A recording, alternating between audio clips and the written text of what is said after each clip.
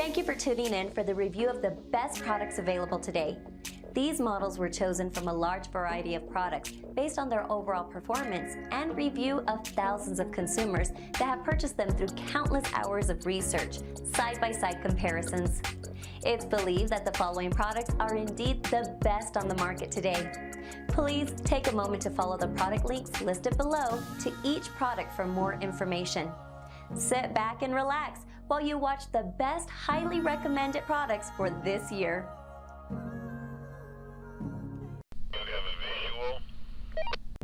That's a military plane.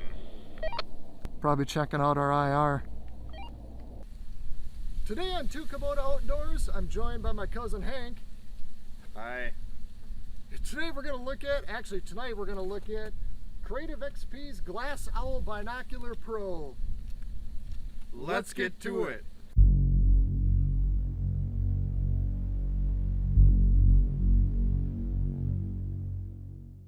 So what we're going to do with these binoculars here today is we're going to lay out a straight line, and we'll show you what that looks like here in just a minute.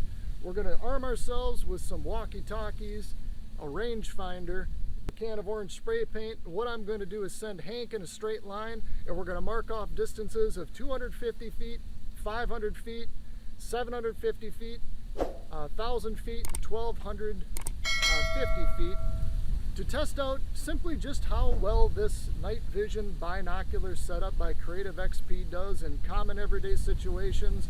So some common everyday applications for the Creative XP binoculars might be just for some general sightseeing, possibly just scouting out in the fields for maybe coyote hunting or something like that, but mainly for night vision enthusiasts, people that are interested to see what's happening out near you at all hours of the night.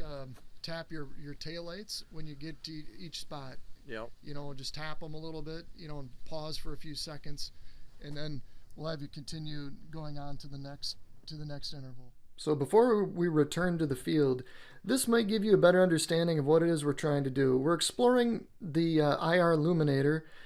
We're going to illustrate for you all what each distance looks like. We have from our setup here 250 feet, 500, 750, 1,000, 1,250, and then we were able to get way on the outer limits. And then we're just going to have an overall chat about the performance at each one of these levels. We're going to explore during our field tests is just how far we can really see. On the box here it says about 1,300 feet. We're also going to be exploring the lighting system on this as part of our field test, primarily looking at the IR capability and the brightness or the illuminator. So here are our binoculars. You can see that there are several different levels of settings on here. This is a mode to change between camera and video mode. There's a 2x optical zoom right here. This button is to take photos or videos, to snap or start a video. And this is our IR setting, so there'll be 3 levels as I understand it. There's also a zoom on here as well, you know, basically a focus. And then, of course, our display window. There are some USB and AV ports on the side here, as well as the 32 gig card that you can see in there. So this is pretty cool to actually have this function built in. We're now ready to go with our nighttime field test of the Creative XP Glass Owl Night Vision Binoculars. You can see it's pretty dark out. There's a small wind. Temperature is probably right around freezing, about 30 degrees Fahrenheit. We're going to send Hank out in a line, and he's going to stop at each interval and tap his brakes 2 times, and then we're going to show you basically what this looks like at night in terms of clarity and ability to see what's happening out in the field as he goes through each one of those intervals. You ready to do it? Yep. As we're approaching our first interval of 250 feet, Hank is now here, and I am not using the illuminator yet, but we'll go ahead and turn that on right now. So he turned off his lights, and we'll try to get a focus here. This is on a level 1 setting. Here's the IR2 and the IR3, and now back to off. This is again at 250 feet. So right now Hank's at 500 feet. We have no IR on. Now we're turning the IR on, trying to focus. Have the second IR on. And a third IR. Right now Hank's at about 750 feet. It's pretty tough to see where he is out there. I have the third illumination on. We can kind of see his headlights out there. So he's telling us he's at 1,000 feet right now. And it's pretty tough to see. I'm going to zoom in. Maybe very faintly we can see him in the distance, but it's pretty tough to see at 1,000 feet. Probably about 1,300, 1,400 feet now. And it's just pretty tough to see. Maybe we could see the headlights. All right, turn on your lights and come on back. So what Hank's doing, he has his parking lights on and he's driving back. That's what it looks like in reality. So there he is at 1,000.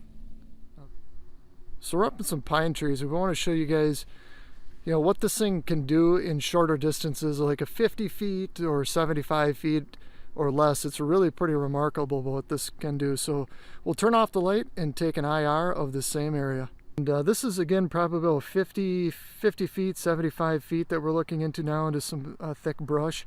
And there's a lot of detail in here. And Hank's at about probably about 75 feet.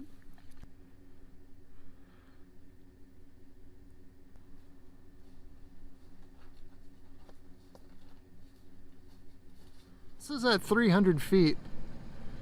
And Hank is standing just to the right in the tree line. There's no question, anything up to probably 500 feet, this thing's going to be pretty good. Here are a couple of key takeaways. We found that in our test, we can reliably see features up to probably 500 to 750 feet pretty clearly. Beyond that, it was really difficult to see the features or some of the objects that you're looking at. So the 1,300 feet that was indicated on the box is probably not going to be super realistic for most applications and uses on a day-to-day basis. Now, to be fair, when we were using my phone to peer inside of the viewfinder of the binoculars, there was some loss of resolution in that. And on the screen itself of the binoculars, the features were a little bit more clear and you could make out some of the features. To that end, I think as we get out past 1,000 feet, it's pretty much a hard stretch to really see features. But for the price of about $275 to $375 for general purpose night vision binoculars, this thing's pretty nice.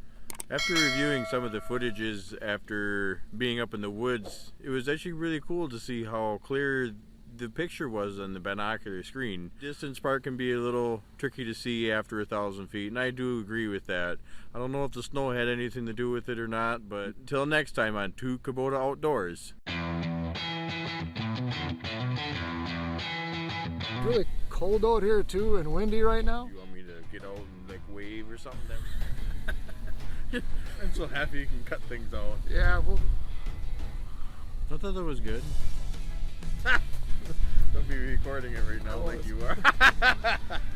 Goggles or Gonna take some getting used to doing that kind of stuff. How did it go for you? Good.